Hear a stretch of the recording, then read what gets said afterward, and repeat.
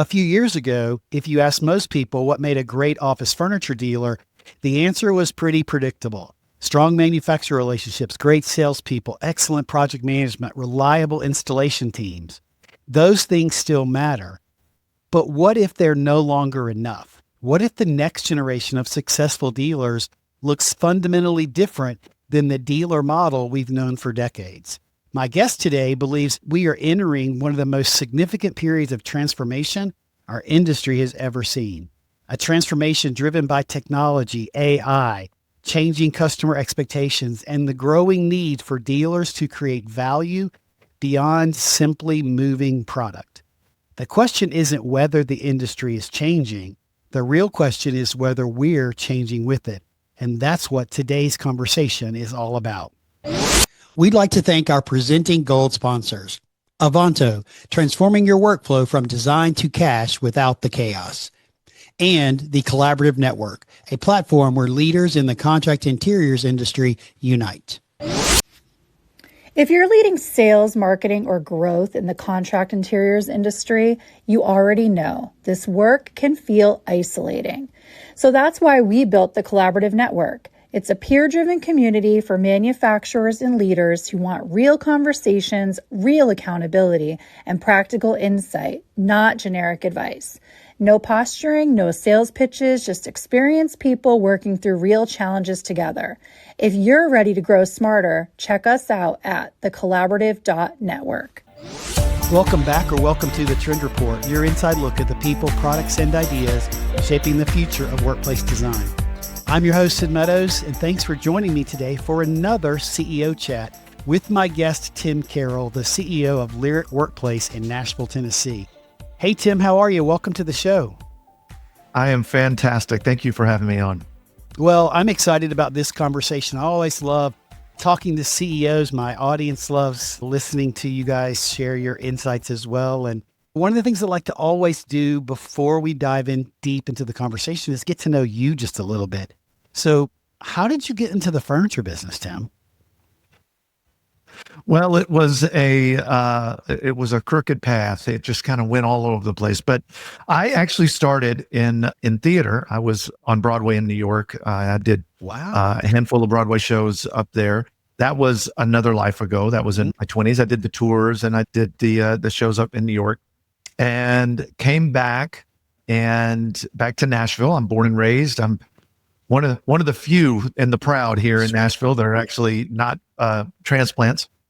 And I came back, and long story short, there ended up in corporate America, working for Fortune 500 companies, but then ultimately had a recruiter say, "Hey, have you ever thought about furniture?" And I said, "Well, when I sit on it, yeah, I think about it. I want it to be there." And anyway, ultimately got into the business, and as they say, never got out. It has grabbed a hold of me. So it's been a wild run to get here. A lot of people go, "How in the world did you get from Broadway to furniture?" But to me, it seemed a pretty easy path. So I didn't know about the Broadway thing. You didn't tell me that before. And I absolutely love that, because that's likely one of the most unique stories I've ever heard, from Broadway to furniture. So I want to ask you a question about that experience, because I think it's fascinating. It explains a lot actually about what I see you doing today. But what's one lesson that you learned in your time on Broadway and doing shows, performing and traveling, that you still carry with you today in leading a company? Well, I mean, I think there's a lot of things, honestly, a lot of transferable skills. I say a lot of times it's, I didn't realize I was in sales back then. Oh, but I most certainly was. I was selling quite honestly, a very difficult product, which was me. And once I started realizing that, I have used a lot of things from that time. One, just from a sales perspective, I never wanted to go into an audition without somehow having a friend call a friend who was a casting director that was going to be in the room. Yeah. I never wanted a cold introduction. I always wanted a warm introduction. I wanted them to know I was coming, be expecting me at the audition. And I still do that to this day. I don't do cold calls really. Yeah. If I'm going to try to reach out to someone, I'm going to get somebody who knows somebody to introduce me. So there's a warm handoff. So that's a big thing. But from a leadership and a sales perspective, confidence and passion will win the day. Sure. And I think if you can align confidence, passion, and vision, I think you could pretty much, for the most part, get anybody to follow you into wherever you want to go. So you have to have a lot of passion for being in the theater, right? And for acting and singing. You have to have a ton of confidence / courage to stand on a stage in front of hundreds of people and perform, right? Thousands at times. I mean, thousands, right? I mean, that's scary in and of itself. I did theater when I was in college, but never took it beyond that. And then the other one was vision, I think you said, and like having a vision for what you want to do and where you want to go. All very important lessons learned early on in your 20s that you're still using today, which I think is great. So I love that story. It's not one I'm going to ever forget, Tim. Broadway to furniture. It is my easy answer when you have one of those Sure. beginning icebreakers and they're like, tell us something interesting about your past. And that usually is my go-to. So I'm just curious, does your team ask you to sing and dance and perform at times? Like, do they try to put you on stage today? Yeah, I end up somehow finding a way to do that. Look, I used to be a reluctant participant in things like that, but as I've gotten older, I kind of think, use what you got until what you got is gone. Mm-hmm. In the past, I've put out Christmas cards that were singing Christmas cards.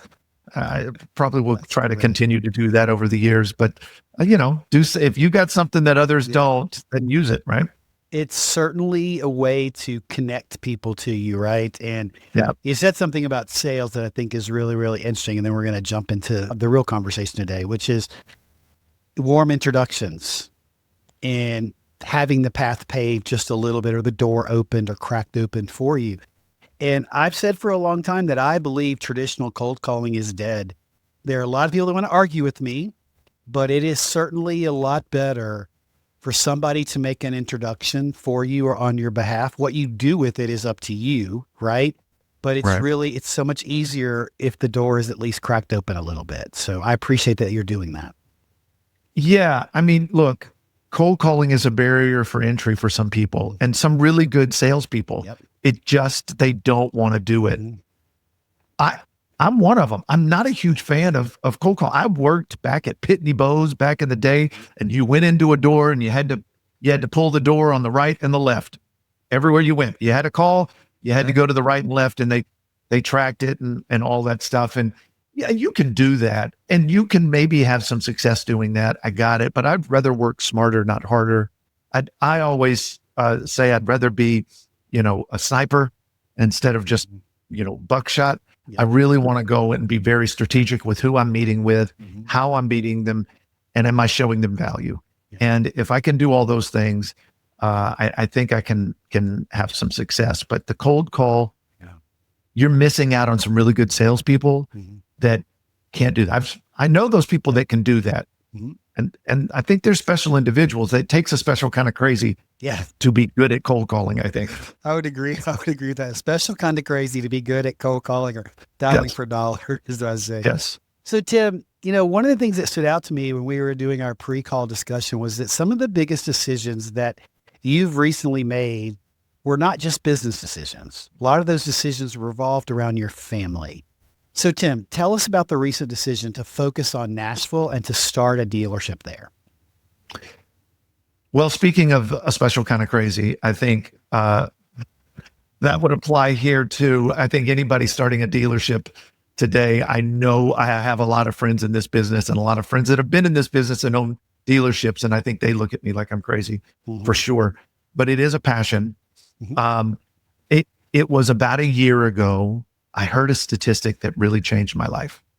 And it was, I have 2 teenage boys. And I heard the statistic that by the time your kids are 18, you will have spent 90% of the total time you will ever spend with them in their lives. Wow. And true or not, right? I mean, I think we can all agree that's probably more true than not. Yep. I can't even tell you where I heard the statistic. All I know is it resonated with me. It hit you. And I was traveling 3 weeks a month. And so I decided that for me, I didn't want to spend the remaining percentages of time I have in that 90% Yep. on Southwest Airlines. Mm-hmm. And so that began the push to just focus on Nashville. And again, didn't plan on passion to be the theme of this thing, but I do have a passion for Nashville. Again, being born and raised here, I've seen the evolution. And for anybody that has recently been to Nashville or, has seen some of the changes, it's unbelievable, like really, truly unbelievable transformation of a city. And I love it. I'm one of the people that love the changes that have happened in Nashville. I think progress is a wonderful, beautiful thing. Mm-hmm. And I want to be a part of that. And I wanted to just focus on that. But it had to do with spending time with my family and being able to be home for them. Yeah, that's so important. And the statistic certainly is very powerful because, as a parent myself, we only get one shot at this. That's right. And we're going to make mistakes. That's just part of being a parent because they really don't come with an instruction book. Like they just don't. Yeah, and you can read a lot about parenting skills, but you only get really one shot at it. But you've spoken about being more present for your boys. How is that perspective and that desire to be present for your boys, how has that affected or changed how you lead an organization? Well, what's funny, Sid, is that I've always encouraged and led people to be there for their families. Like I'm not the nights and weekends email kind of guy. I don't want it. I encourage everyone to run during the business hours and then unplug and spend time with those that matter most so you can recharge and come back ready to go after it. But I believe I preached it more than I lived it. Yeah. I do as I say, not as I do. I'm going to go and run around and be all over the place and try to be all things to all people. But, you got to take care of yourself. You got to take care of your family before you can take care of the company and put your own mask on first before you take care of it. And so I kind of came to that realization that I was telling people to do things that I wasn't doing myself. Sure. Well, you talk about this in your book about your employees, and there's a phrase, I think, that from the book, and I can't remember it exactly, that your employees will say to you about this very thing about working on the weekend. Do you recall what it is? I don't remember the phrase at all. There's a lot in that book, but I don't remember. Right now, but you talk about it in the book. So yeah, I mean, it's important. And what I do always say is, unplug, spend time with those that matter most and come back, run during the money hours. I do believe in those things. And like I said, I think that I have been good at leading people towards that in their lives, but I wasn't necessarily doing it in my own. It sometimes can be really hard to walk the walk, right? But I think you're certainly doing it now. And so, as a CEO, a lot of times we hear conversations from CEOs around growth. I know I hear it.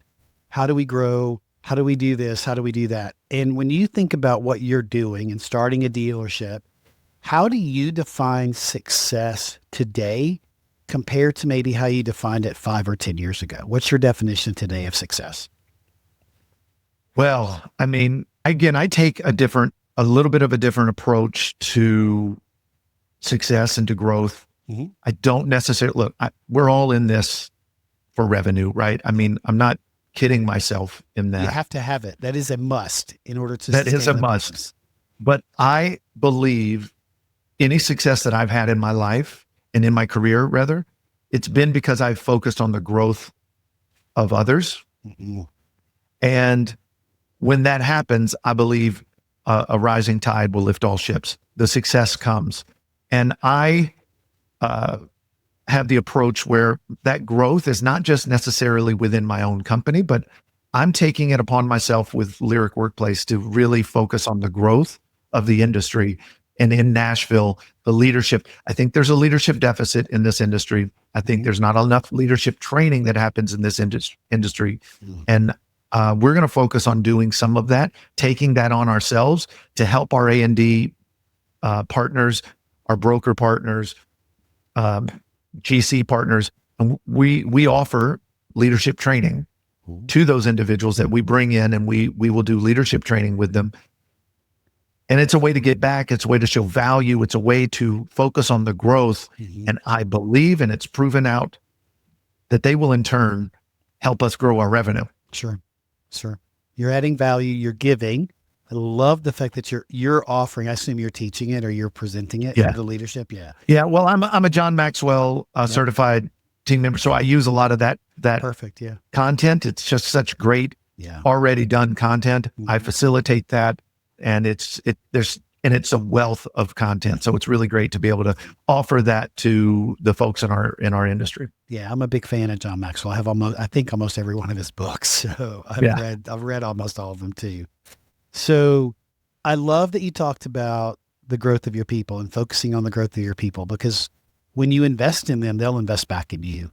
And when you invest in them, and they see that you truly care about them, then they believe in what you're building, and they're going to want to build it with you. They're going to want to come along for this.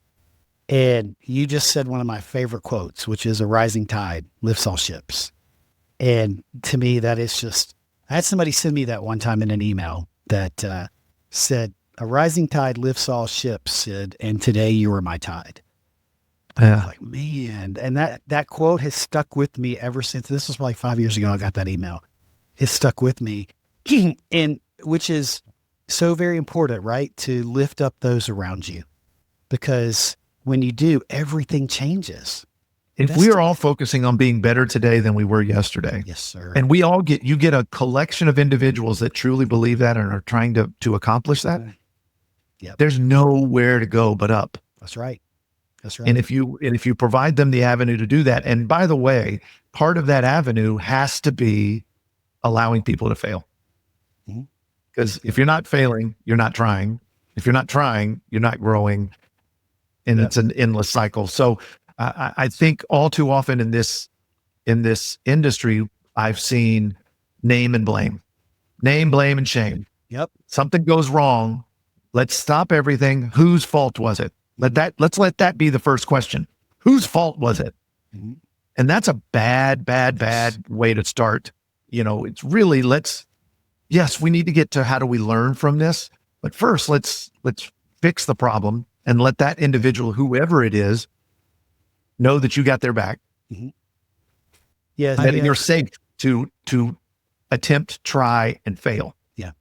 So I certainly resonate with the name and blame, right? I've been there. I've been on the side where I'm blaming, and I've been on the side where I've been blamed, right? And that's not good for anybody. It doesn't help anybody. But I'm going to slightly disagree with you about the use of the word failure. So if you're a longtime listener to the show, you've heard me say this before. And isn't it John Maxwell that wrote the book about failing forward? Yeah, failing forward. Yeah. And the concepts are really good, and I really appreciate it. But what I do not like the word failure. The word, because it has so much negative connotation to it.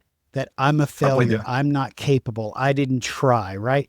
So I talk to my clients, and I talk a lot publicly about this word.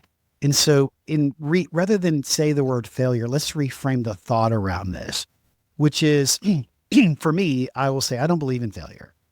I believe you either got the result that you wanted or the lesson that you needed.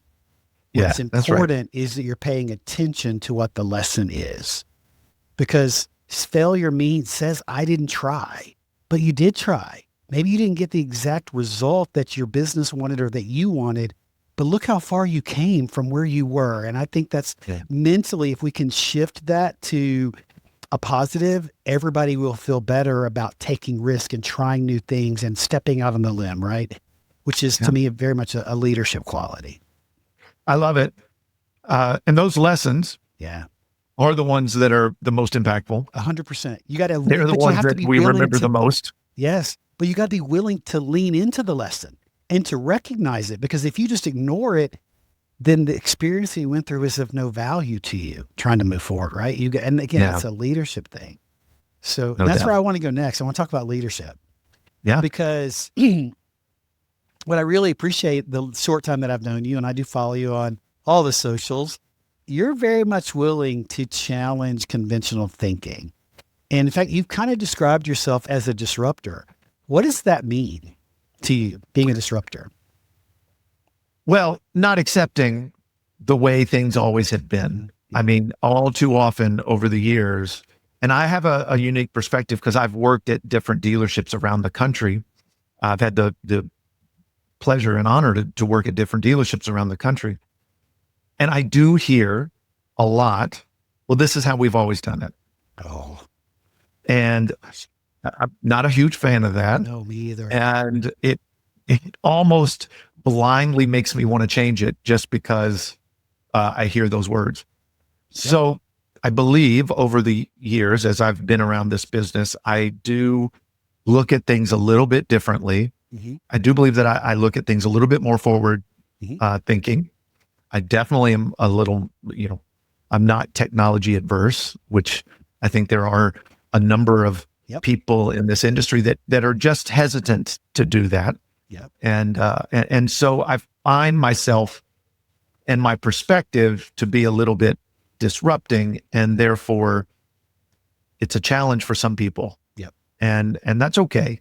I'm not everybody's cup of tea. I'm mostly people's shot of whiskey, but it's that makes two of us, and I understand that, right? But I appreciate you challenging the status quo. I really appreciate you thinking about things differently, because for those kinds of conversations and those thoughts from a multitude of different people, to me, is one of the things that will help to move our industry forward. I think we're stuck in a lot of different places. And being an innovator, being a disruptor, challenging the thought processes, bringing up new ideas is exactly what's going to help every business in our industry move forward. I will tell you though, those thoughts, while I think I've had forward-thinking thoughts over the years, I've learned the lesson that you got to figure out the right way to implement them. Yep. And if you do it wrong or you do it too fast, you scare everybody. Yep. And doesn't mean that the idea was wrong. Mm-hmm. You just didn't execute it right. Correct. And so I think I've started to learn more and more over the years the way to roll things out that is it will scare people the least that get easily scared, and it will make those that really want to run fast just happy enough, because they'd love it to go faster, but at least there's forward movement happening. Yeah. So See forward progress. it's that sweet spot right in the middle where you're making everybody just as unhappy and just as happy. I had a boss tell me one time, we were in a very intense negotiation with a large company, and he was there with me. I was a global account manager. He was there with me. And he said to me, because we had a break in this session and the people sitting on the other side of the table from us were not happy. And we were outside contemplating what was next and what was going to the afternoon session, the negotiation session was going to be like. And he said, Sid, if everybody gets up and leaves the table a little bit unhappy, that's a successful negotiation. That's a good one. That's right. Like that's success. Because that means one side didn't get everything they want and one side didn't lose, if you will, right? Everybody's a little. Negotiation's not a zero-sum game. Correct. And I think all too often those that are inexperienced in negotiation believe there's a winner and a loser in a negotiation, and it doesn't need to be that. Yeah. It shouldn't be that, really. A good negotiation shouldn't be that. But those that go in with a zero-sum mentality typically are not looking at it the right way. We'd like to thank our supporting silver sponsors. KISP, who helps furniture brands visualize and sell products before specification. Navitas Credit Corp. Navitas makes great workspaces affordable, turning furniture projects into easy monthly payments. Web Configurator Services, the leader in AI-powered online product configuration and quoting. Let's talk about what's really driving business decisions today: affordability and cash flow. Now here's the win for you. Close faster and get paid 100% up front, because how many cash clients do you actually have? Bring financing in early and clients stop shopping and start saying yes, because financing isn't a life preserver, it's a closing tool. Contact Janine Waddell at Navitas Credit Corp at 609-206-4513, and she can help you with total project financing, including furniture, AV, sound masking, delivery, design, all in one single payment. So why do you think that so many businesses today in our industry struggle to innovate? Is it because of this buy-in from their team, and one group wants to go slow, one group gets scared, one group wants to go really fast? Why do we struggle to innovate? Well, I have opinions. Please share them. I think we do have an industry that is led by people of a certain age. Mm-hmm. Now, understand, I'm not too far off from that. So I'm not throwing stones, but you can start to, if we can agree there. We do agree there, by the way. We can start to peel the onion back on the whys behind that. Mm-hmm. Mm-hmm. Why innovate if I am a year or two away from just bailing out of this thing? Why innovate if this is how it's always worked? We got really successful doing this. Mm-hmm. Why would I innovate? Yep. And so I think there's a number of reasons why, but it typically is the aging population in our industry. And it just is going to take those of us that are technology fans to really kind of push the envelope and be the early adopters. Mm-hmm. Like AI. I mean, I think Lyric Workplace, we're early adopters as it relates to that. I mean, we are taking the place of one whole role. The majority of probably 90% of that role is being replaced by AI. That's great. Can you share which role? Project coordinators. Okay. Yep. And, it's not completely going away, but the majority of that function is going to be rolled into AI. Yep. And I mean, it already is. And, acknowledgements and looking through those, that's all being done by AI now, and kicking out any discrepancies and and budgeting and design. We're using tools that will get you a budget and a really good output of good, better, best, and some ideas in seconds. Yeah, faster. Yeah, not days. Mm-hmm. Weeks in some cases. Weeks. Right? Yeah. I mean, getting quotes using AI faster. I mean, all of it. Speed to market is where I think, not to give all the secrets out, but I think that speed to market is the new size. Mm-hmm. Everybody used to say, "Oh my gosh, we're big. Yeah. We can take advantage of our size," and I've been there, right? Mm-hmm. But I think that comes with some issues and challenges to get things through fast. Yep. And speed to market is what is going to be the difference maker, and AI is going to help with that. And that's what we've leaned into at Lyric, that I believe we're on the front end of what it's going to look like to be a dealer in the future. And I think it's great that you're leaning into, you're discovering, you're looking at technology, you're looking how to streamline things, you're looking how to get at ways to get to market faster, you're looking at ways to enhance the overall productivity of your organization. Those are all really, really important. And you're a technology fan, you're obviously an AI fan, so you're leaning into it. So with those two things in mind, what are you seeing in the market today that you think other people are overlooking besides technology/AI? What are other people overlooking that you're seeing in the market? Well, I mean, I think, and this isn't new, it's been this, but that we're an industry that sells furniture. Mm-hmm. I don't agree with that. Okay. It's a byproduct of what we do. All right. We have to bring more to the table. Okay. We have to bring insights. We have to bring strategy. We have to bring things more to the table. People are joining the buying cycle much later. They're doing their own research way before coming to you. So what are you bringing? We should be curators of information to our clients. And so hence the book, Workplace, Reclaiming In-Person Work in a Remote Obsessed World. You can get it anywhere. And coming with some insights like that, where you're bringing something more to the table, we can all sell the same things. 99% of what we all sell has the same daggum tags on the bottom of it. Yep. So what makes you different? Well, it's not the furniture. And I know there are a lot of furniture people on here that would like to slap me across the face and say, yeah, but my table's better. My chair is better. I get you believe that, but the client doesn't, and they don't have enough runway to be educated enough on why that's better than that. They need to know that the dealer that they're working with is bringing something else to the table. Yeah. That's not just the furniture. Yeah. So adding more value, less selling, adding more value to our clients and what they're going through, understanding their problems. Yes. And really coming, whether it's insights or research or other things that can help them in their business.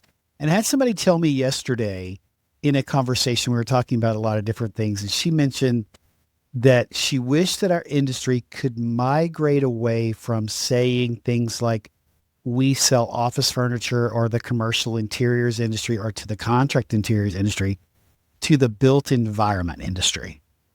And I thought, wow, that's actually really fascinating because that's really what we do. Yeah. And that's coming from, like, we sell walls as well, demountable walls, and that's coming from that world. They talk a lot about built environment, and I think we should absolutely adopt it. I prescribe a lot to Simon Sinek, start with why, and that it's not about what you do. I think there's no quicker way to end a conversation than to say, I sell office furniture. That's the end of the conversation. Yep.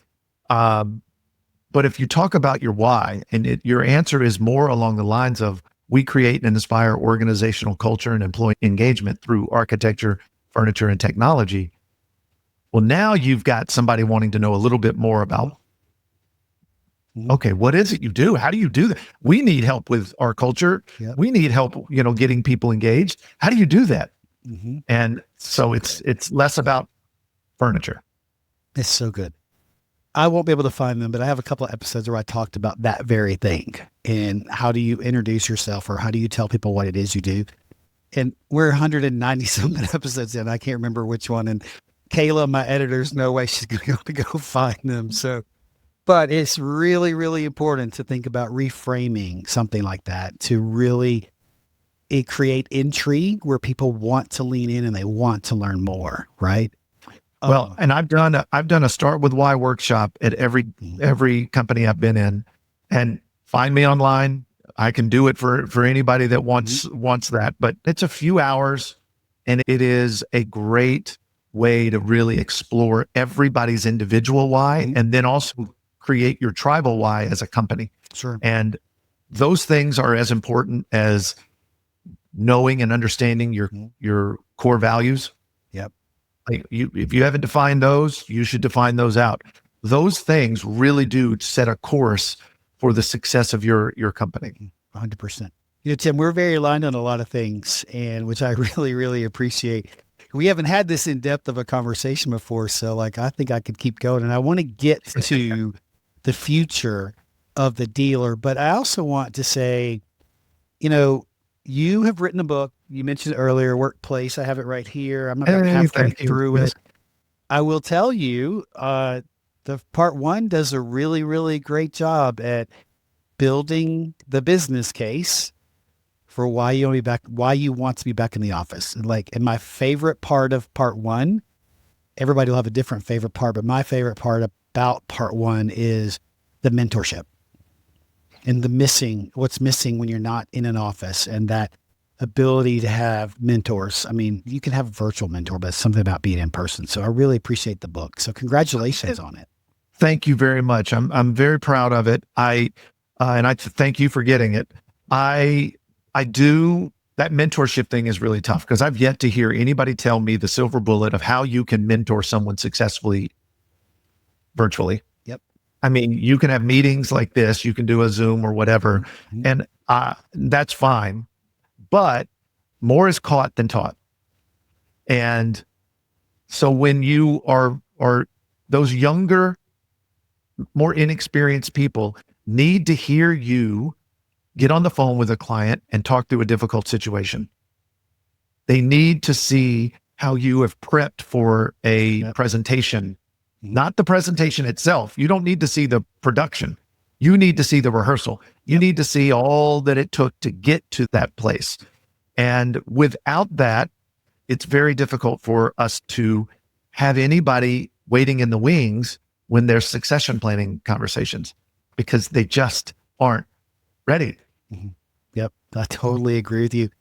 And the phrase there, the quote, more is caught than taught, is so very important, because you do catch a lot of things just by watching and observing. And it's such a great way to learn. So thank you for saying that. Now, I want to get to my real question about this, which we will drop a link into the show notes for the book if anybody would like to go get it.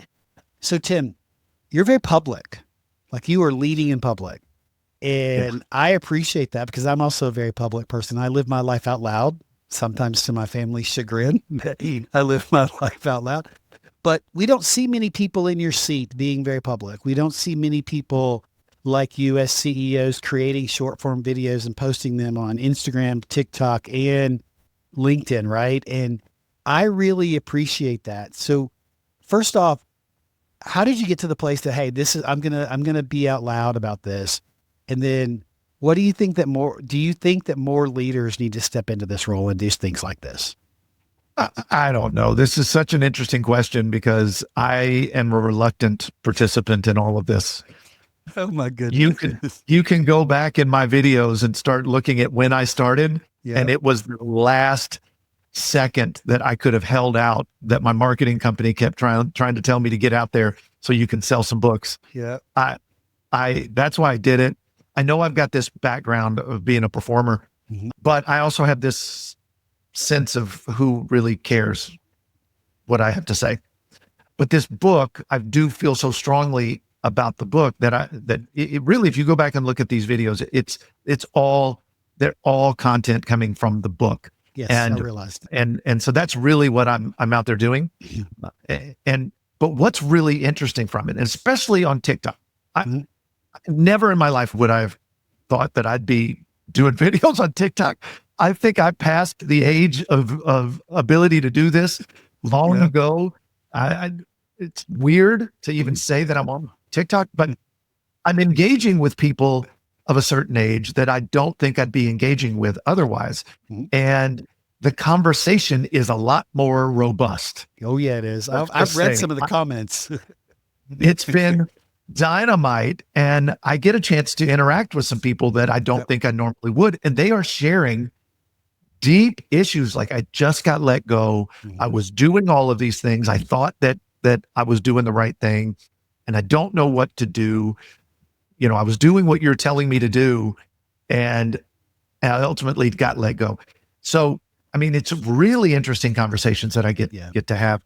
If you are interested in having those kind of conversations, yes. If you're interested in connecting, look, I'm not going around to A&D firms and connecting with 20 and 30-year-olds. I'm just not, but I am getting to interact and connect with them on TikTok. Yeah, I love it. So I appreciate the fact that you're a reluctant participant in all this and somebody twisted your arm. But as a consumer and somebody that is an avid reader and someone that is a student of our industry, please don't stop. You're doing a great job. And I really appreciate what you're sharing. And it's important. And it is a way for you to give back. It's a way for you to provide some leadership and some mentorship to the younger generation. So don't stop. Okay. Well, thank you for that. And that means a lot. I really appreciate that. During COVID, there was nothing more frustrating than to hear all the stuff about the office is dead. And that was frustrating enough, because I didn't believe it. I really, truly, I know that there's an ulterior motive in saying that, because we sell office furniture, but we do.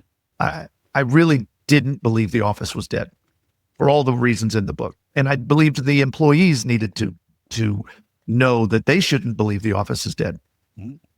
But nothing got me more frustrated than to hear people within our own industry talking about how much they love work from home. Come on. This is an open book test here, folks. This is an IQ test. This is what we do. And you're advocating to just abolish it. Mm-hmm. And so I put myself out there a little bit during that. And so I think this is really just an extension of that, to try to lead people within our industry to just say, it's okay. Flexibility is great. It's okay to be a fan of flexibility, but we've got to collectively as an industry be on the same page that the office matters. And it does. And that's important. Read the book, guys. It's really good. So again, we'll drop the link in the show notes. But Tim, do you think that dealers today are still, I want to go into the future is where I'm headed. Okay. So in the few minutes that we have left, do you think that dealers today rely too heavily on their manufacturer relationships that differentiate? I can't even say the word, to be different in the marketplace? Well, I sure believe that's been the case. Mm-hmm. And again, anywhere I've been, I've done everything with Lyric. Branding is a very important part of what we do because I want it to be about our brand. Yep. Less the manufacturer that we align with. Because we've all seen the consolidations, and we've seen this company's been bought out and this company's been bought out and this. I mean, we don't have to go into the details, but we all know that's happened. When that happens, if you've put all your eggs in the basket of a manufacturer, that acquisition cuts deep.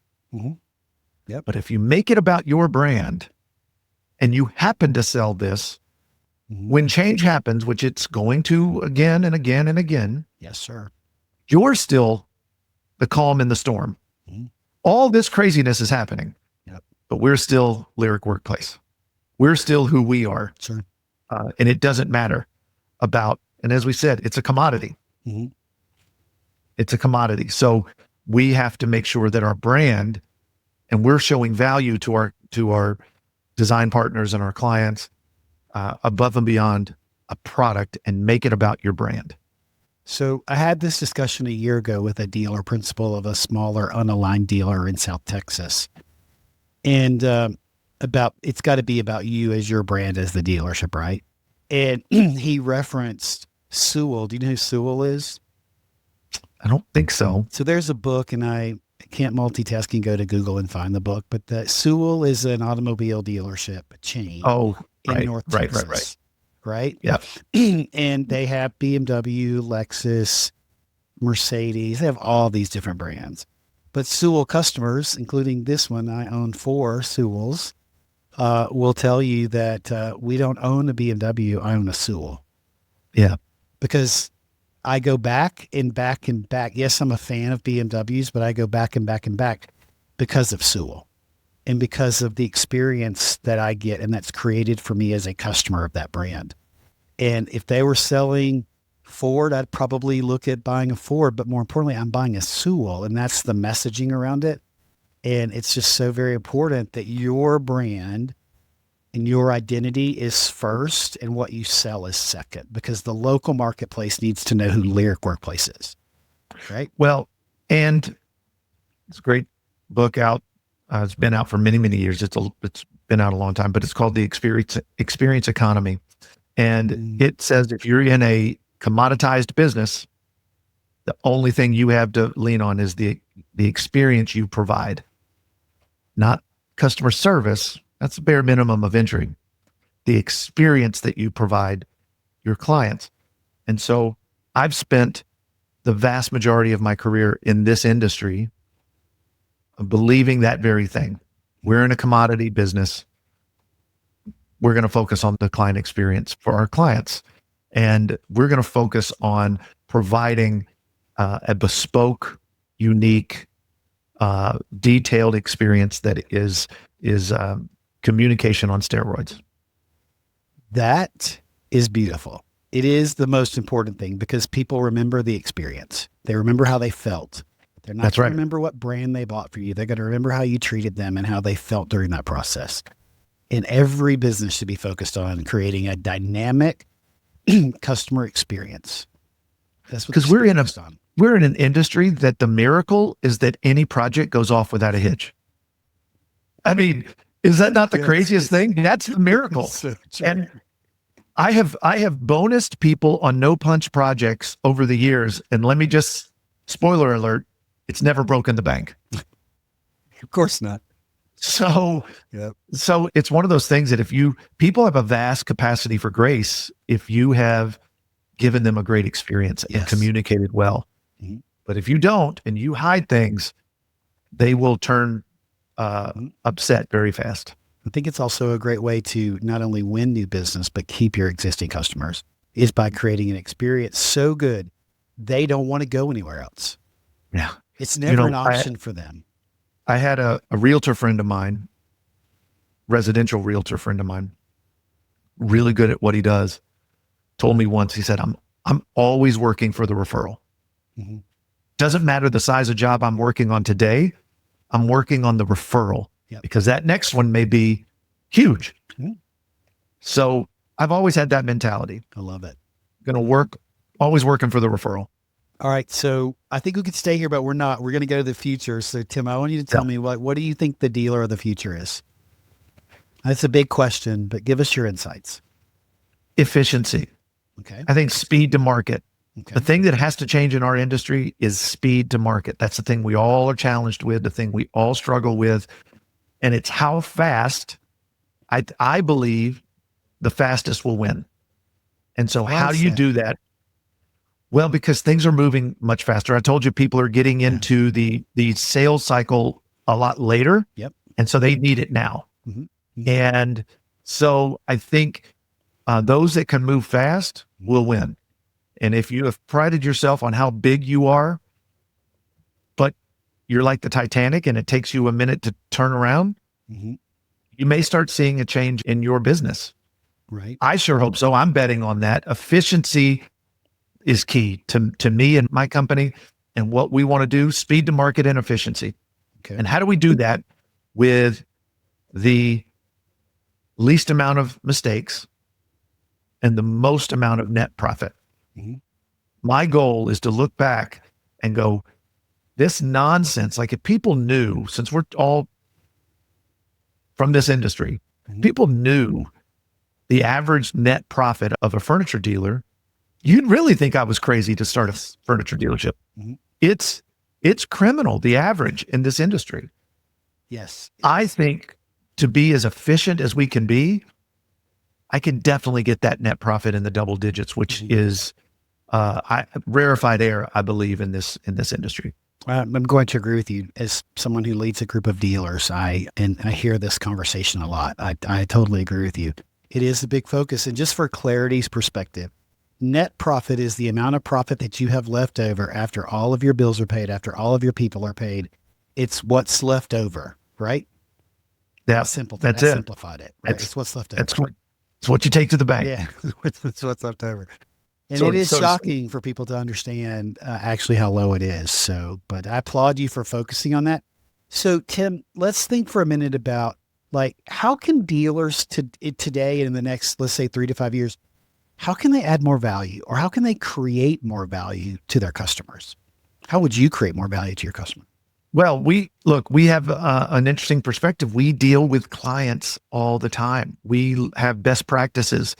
Workplace strategy is really where we should be living and bringing insights. I mean, look, we've all done the dealer manufacturers have helped us provide us research. And I mean, I started in a steel case dealer and boy, I fell in love with that. I mean, the research that really spoke to me and it always has. And so anyway, I think that the more we can curate, as I've said before, we can be the curator of information and provide the right information at the right time for the right client. That's what we can do. Taking podcasts like this, or like my new podcast that's coming out, Harmony at Work, that we're doing. I've had a podcast in the past, but we're changing the name, starting a new one, and it will be Harmony at Work. But you take things like that, find the episodes that resonate with that client and give them that. Come on. I mean, It's a game changer. It's a game changer. Now you're providing something that they could do on their own, but they'd have to cull through a lot of data. Yeah. So Tim, did you listen to my episode a few weeks ago with Simona Costantini about this very topic? I did not. Okay. I did listen. I've had listened to episodes, but not that one. I need Because to. that particular episode, we talked about why businesses need a podcast. And one of the examples of how it could be used was exactly what you just described. Sharing an episode about something related to workplace strategy or research with a client that maybe you don't know, maybe somebody you just met, like share it with a design firm. There's so many things that you could do with it. So I love that. And let's just pause for a hot second here and let me applaud the branding person behind Lyric Workplace. Whether it was you or you've hired a firm, It's not me. I love all these connection points. If you look at the logo, you see the logo has the violin on it, right?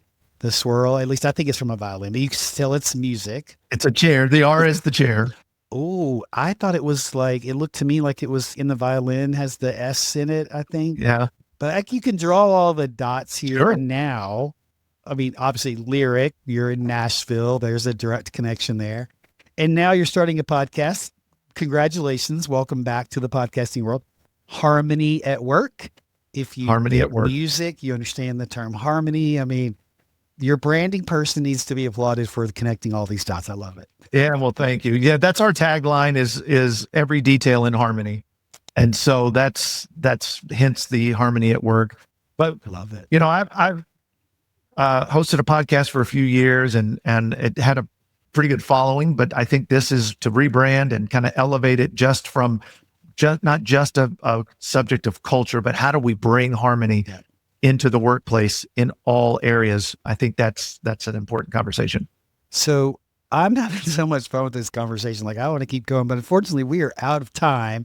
So I'm going to have one final question for you. We've covered a lot of amazing topics and you've dropped some really cool nuggets here, Tim.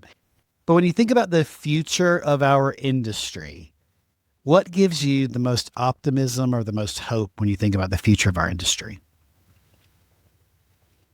Well, I think that the younger folks that I see coming into the industry give me a lot of hope. Yeah. Because there was a moment I was a little concerned about who's coming up. What's the bench strength look like coming up behind us? And I am more encouraged than ever. I'm encouraged at the innovation, quite honestly, of folks like one of your sponsors, Avanto. I'm very encouraged by the innovation that companies like that are bringing to the table to really help those of us that run dealerships to be the most efficient that we possibly can be. So I'm encouraged about there's good stewards of this industry coming up, and I think we'll be in good shape. That's great to hear. So Tim, I really appreciate you being here today and sharing your perspectives. Again, I wish we could keep going, but if somebody in our community would like to get in touch with you, what is the best way for them to do that?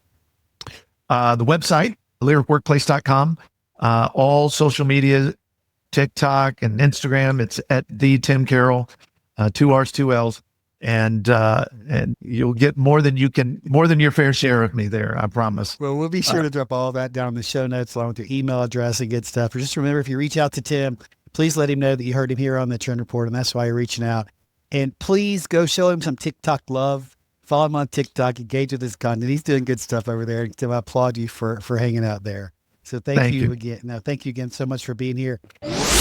We'd like to thank our community bronze sponsors, Catalyst Consulting Group, Prioritas, and Receipt.